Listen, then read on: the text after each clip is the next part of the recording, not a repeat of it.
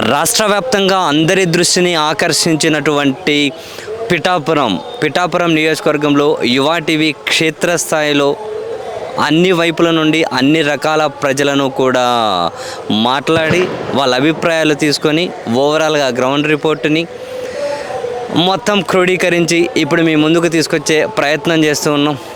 చాలామంది పిఠాపురంలో పవన్ కళ్యాణ్ గెలుస్తారా ఓడిపోతారా అనే ఆ ఇన్ఫర్మేషన్ని తెలుసుకునే ప్రయత్నం అయితే అందరూ చేస్తూ ఉన్నారు. సో యువ టీవీ వేదిక మీద నుంచి మా అభిప్రాయాలను క్రోడీకరించి మా ముగింపు విశ్లేషణను కూడా మేమైతే ఇస్తూ ఉన్నాం. అందరూ అంటూ ఉంటారు పిఠాపురం అంటే కాపుల అడ్డా కాబట్టి పవన్ కళ్యాణ్ ఈజీగా గెలుస్తారు అని చెప్పి రకరకాల అభిప్రాయాలు వస్తున్న వేళ అసలు పిఠాపురంలో ఉన్నటువంటి మొత్తం ఓట్లన్నీ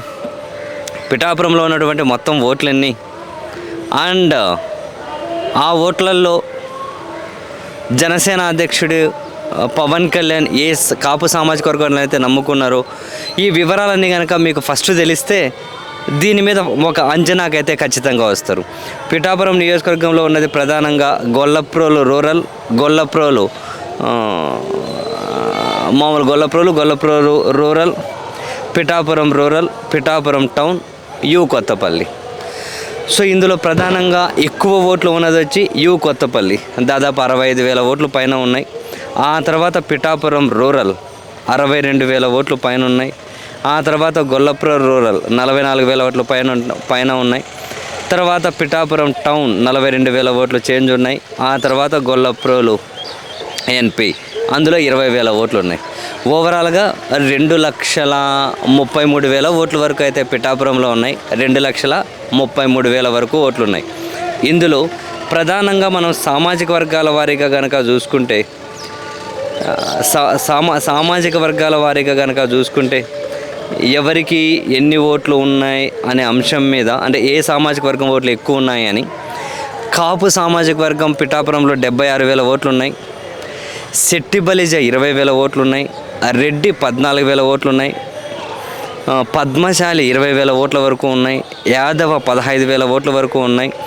ఉప్పర 6,000 ఓట్ల వరకు ఉన్నాయి, అంటే సగర్ అంటారంట వాళ్ళను. వెలమ 4,000 ఓట్ల వరకు ఉన్నాయి. వాడబలిజ 14,000, అంటే మత్స్యకార అండి, 14,000 ఓట్ల వరకు ఉన్నాయి.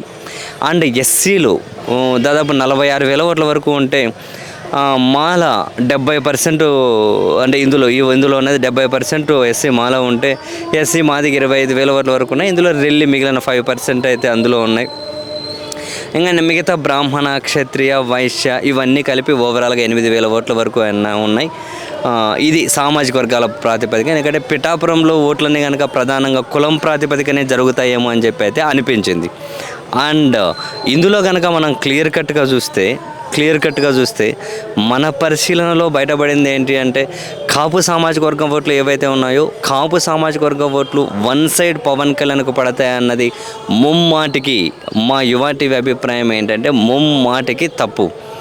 కాపులో ఒక ఇంట్లోనే ఓట్ల చీలిక అయితే ఖచ్చితంగా ఉంది. సీనియర్లు వైఎస్ఆర్ కాంగ్రెస్ పార్టీ వైపు ఖచ్చితంగా మొగ్గు చూపుతూ ఉంటే యూత్ అయితే పవన్ కళ్యాణ్ వైపు అయితే వెళ్తూ ఉన్నారు ఇందులో. అండ్ ఇక్కడ మనం ప్రధానంగా మాట్లాడుకోవాల్సింది, ఇక్కడ పవన్ కళ్యాణ్కు ఉన్న సానుకూల అంశం ఏంటి అంటే కేవలం కాపు ఓట్లను తాను ఎక్కువగా నమ్ముకొని ఉండడం ప్రధానంగా. అంతకుమించి ఇక్కడ పవన్ కళ్యాణ్కి సంబంధించి ఏ బలమైన అంశం కూడా అయితే కనిపించట్లేదు. అండ్ పవన్ కళ్యాణ్కి ఉన్నటువంటి ప్రతికూలత ఏంటి అని అంటే టీడీపీ ఓటు బ్యాంకును ప్లస్ ఇక్కడ నుంచి టీడీపీ నుంచి బలమైన నాయకుడిగా ఉన్నటువంటి వర్మ గారి మీద ఎక్కువగా ఆధారపడుతూ ఉండడం కూడా పవన్ కళ్యాణ్కి అయితే ఖచ్చితంగా నెగటివ్ అంశంగానే ఉంది. వంగా గీత గారి వైపు నుంచి తీసుకున్నాము అంటే ఆమెకు నియోజకవర్గంతో ఉన్న అనుబంధం కావచ్చు, ఇప్పటికే కాకినాడ పార్లమెంట్ నుంచి ఎంపీగా ఉన్నారు, ఇంతకుముందు పిఠాపురం నుంచి కూడా ఎమ్మెల్యేగా కూడా గెలిచి ఉన్నారు. కాబట్టి గీత గారు ఇక్కడితో కనుక అందరితో సఖ్యత పరిచయాలు మంచిగానే ఉన్నాయి. అండ్ వాటన్నిటికీ మించి కూడా ఇక్కడ ప్రభుత్వం నుంచి సంక్షేమ పథకాలు అందిన లబ్ధిదారులు కూడా వైసీపీ ఓటుకైతే బలమైన ఓటు బ్యాంకుగానే ఉన్నా. అండ్ గీత గారికి ఉన్నటువంటి నెగటివ్ ఏదైనా ఉంది అని అంటే పవన్ కళ్యాణ్ గారు ఇక్కడ నుంచి పోటీ చేస్తూ ఉండడం, మనల్ని నమ్ముకునే పవన్ కళ్యాణ్ ఇక్కడ నుంచి పోటీ చేస్తూ ఉన్నాడు కదా, సో దట్ ఒకసారి ఆదరిస్తే ఏమవుతుంది అన్న అభిప్రాయం కూడా అయితే కొందరిలో అయితే కనిపించింది, ఒకసారి ఆదరిస్తే ఏమవుతుంది అని. అండ్ ప్రధానంగా వైఎస్ఆర్ కాంగ్రెస్ పార్టీకి రాష్ట్ర వ్యాప్తంగా అయినా లేదా పిఠాపురంలో అయినా కనుక బలమైన ఓటు బ్యాంకుగా ఉన్నటువంటి దళిత ఓటర్లు ఎవరైతే ఉంటారో ఎస్సీ మాదిగి ఓవరాల్ 46,000 తీసుకున్నప్పుడు అందులో ఎక్కడున్నా కనుక ఎస్సీ మాల సామాజిక వర్గం majority definitely YSR Congress party vote బ్యాంకే ఉంటుంది. 46,000 ఓట్లలో దాదాపు 70% వాళ్ళే ఉన్నారు. ఇక్కడ ఎస్సీ మాదిగ సామాజిక వర్గం ఇందులో కూడా ప్రధానంగా వైసీపీకే కనిపించింది. అంటే 46,000 ఓట్లలో ప్రధానమైన ఎడ్జు వైసీపీకే కనిపిస్తూ ఉంది. అండ్ సెట్రిబలిజ సామాజిక వర్గాల ప్రాతిపదికన చూసుకున్నా కూడా డెఫినెట్లీ పవన్ కళ్యాణ్కి వ్యతిరేకంగా మెజారిటీ ఓట్లు ఇందులో పడవచ్చు. అండ్ ఇప్పుడు యాదవ సామాజిక వర్గానికి సంబంధించిన ఓట్లు ఎక్కువగా వర్మ గారి వైపు అయితే ఉన్నట్లుగా అనిపించాయి. అందులో ఎంతవరకు ఆయన జెన్యూన్గా అంటే ఎంతవరకు ఆయనను చూసి ఓట్లన్నీ కూడా పవన్ కళ్యాణ్కి ట్రాన్స్ఫర్ అవుతాయి అన్న విషయాన్ని అయితే మనమైతే అంచనా వేయలేం. మత్స్యకారకు సంబంధించి 14,000 ఓట్లు ఉంటే అందులో మెజారిటీ ఖచ్చితంగా వైఎస్ఆర్ కాంగ్రెస్ పార్టీ వైపే ఉన్నాయి. ఇంకా రెడ్డి 14,000 ఉన్నాయి, ఖచ్చితంగా మెజారిటీ వైఎస్ఆర్ కాంగ్రెస్ పార్టీ వైపే ఉన్నాయి. కాపు 76,000, ప్రధానంగా ఇది మాట్లాడుకోవాలి. కాపు 76,000, దళితులు 46,000. దళితుల్లో మెజారిటీ వైసీపీ వైపు ఉంది, కాపుల్లో మెజారిటీ పవన్ కళ్యాణ్ వైపు కనిపించిన సీనియర్లలో డివిజన్ ఖచ్చితంగా ఉంది. అండ్ వంగా గీత గారు కూడా కాపు సామాజిక వర్గమే కాబట్టి అక్కడ కూడా మైట్ బి తనగానే ఓట్లు చీల్చే అవకాశం ఉంది. ఇప్పుడు మా అంచనా ఏంటి అంటే ఈ కాపు దళిత ఈ రెండు కనుక అంటే అందులో పవన్ కళ్యాణ్కి వచ్చే మెజారిటీ ఫర్ ఎగ్జాంపుల్ ఈ దళితుల్లో వైసీపీకి వచ్చే మెజారిటీ తీసుకుంటే ఈ రెండు బ్యాలెన్స్ అయిపోతాయి అనిపిస్తుంది. ఈ రెండు బ్యాలెన్స్ అయిపోతాయి. మిగిలిన రెడ్డి 14,000, నెక్స్ట్ మత్స్యకార 14,000, సెట్టిబలిజీ 20,000, దాదాపు 48,000-50,000 ఓట్లలో మళ్ళీ వైసీపీ ఎడ్జ్ అయితే కనిపిస్తూ ఉంది క్లియర్గానే. అండ్ మిగతా పద్మశాలి కొంచెము అంటే టీడీపీ ఫేవర్గా ఉంది ఓటు బ్యాంక్, అంటే జనసేన వైపు వెళ్ళొచ్చు. ఇక మిగతా అంతా కూడా ఇంకా అగ్నికుల క్షత్రియ తక్కువ 750 ఓట్లు ఏమో ఉన్నట్టున్నాయి. బ్రాహ్మణ క్షత్రియ వైశ్య ఇవన్నీ కనుక 50-50 పడవచ్చు. ఇప్పుడు మన అంచనా ఏంటి అంటే 2,32,000 ఓట్లు చేంజ్ ఉన్నప్పుడు 1,80,000 ఓట్ల వరకు అయితే పోలవచ్చు. 1,80,000 ఓట్లు, అందులో 90,000 ఓట్లు డ్యామ్ షూర్గా వచ్చిన వాళ్లకు గెలిచేసినట్లే. వైసీపీ అంచనా ఏంటి అంటే 1,00,000 ఓట్లు మాకు ఖచ్చితంగా పడతాయి అని చెప్పి ఈ లెక్కల ప్రకారమే వాళ్ళు కూడా వేసుకుంటున్నారు. క్షేత్రస్థాయిలో కూడా అదైతే కనిపిస్తూ ఉంది. ఇప్పుడున్న మొమెంటం కంటిన్యూ అయినా ఇక్కడ మనం ప్రధానంగా ఇంకోటి మాట్లాడుకోవాలి. ఈ కాపు సామాజిక వర్గానికి బీసీలకు మధ్య ఉన్నటువంటి కాసింత వైరుధ్యం ఏదైతే ఉంటుందో ఆ వైరుధ్యాన్ని పవన్ కళ్యాణ్ కనుక ఓవర్కమ్ చేసుకోగలిగితే కాసింత ఎడ్జ్ తీసుకోవచ్చు. ఇప్పటి వరకు అయితే డెఫినెట్లీ వైసీపీకి ఎడ్జ్ ఉంది. జస్ట్ మార్క్ మై వర్డ్స్, ఇప్పటివరకు అయితే ఖచ్చితంగా వైసీపీకి వర్డ్స్ ఉంది.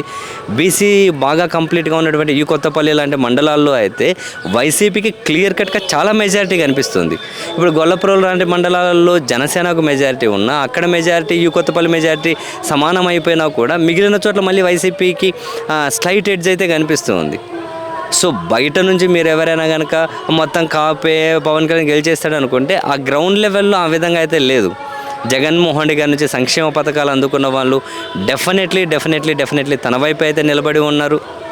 సామాజిక వర్గాల ప్రాతిపదికన చూసిన ఈ లిస్ట్ అంతా కనుక మీ దగ్గరే ఉంచాను. పిఠాపురంలో కులాల అది కనిపిస్తుంది క్లియర్ కట్గా, కులం అనే ఫీలింగ్ ఇద్దరికీ ఉంది. పవన్ కళ్యాణ్ వంగాగీత యూత్ పవన్ కళ్యాణ్ వైపు అయితే వంగాగీత వైపు ఇటువైపు ఉన్నారు. అండ్ ఇంకొకటి ఏంటి అంటే నిలకడలేనితనం పవన్ కళ్యాణ్ అందుబాటులో ఉండడు కదా అనే ఆ ఫీల్ కూడా కనిపించింది. అది మరింత కనుక పెరిగితే వంగాగీత గారు చాలా అవుట్ రైట్ బయటపడిపోతారు. అండ్ ఇప్పుడు చాలా క్లియర్ ఏంటి అంటే ఒక 2% నుంచి 3% వైసీపీకి ఎడ్జ్ కనిపించిన ఈ మూమెంట్ కంటిన్యూ చేసి ఎలక్షన్ మేనేజ్మెంట్ కనుక క్లియర్గా చేసుకోగలిగితే బయటపడిపోవచ్చు. లేదు పవన్ కళ్యాణ్ ఏమైనా కనుక ఇంకేమైనా సెంటిమెంట్ అస్త్రాలు లేకుంటే పవన్ కళ్యాణ్ ఈ బీసీల ఓట్లను కనుక తన వైపు అంటే కాపులకు బీసీలకు ఉన్న వైరుధ్యాన్ని కనుక ఓవర్కమ్ చేసి బీసీల ఓట్లు కనుక తను పొందగలిగితే తానేమైనా మళ్ళీ స్లైట్ ఎడ్జ్ తీసుకోవచ్చు. ఇప్పటి వరకు అయితే డెఫినెట్లీ వైఎస్ఆర్ కాంగ్రెస్ పార్టీకి ఎడ్జ్ ఉంది అని చెప్పి యువ టీవీ మా క్షేత్రస్థాయి పరిశీలనలో అయితే తెలిసింది. Thank you.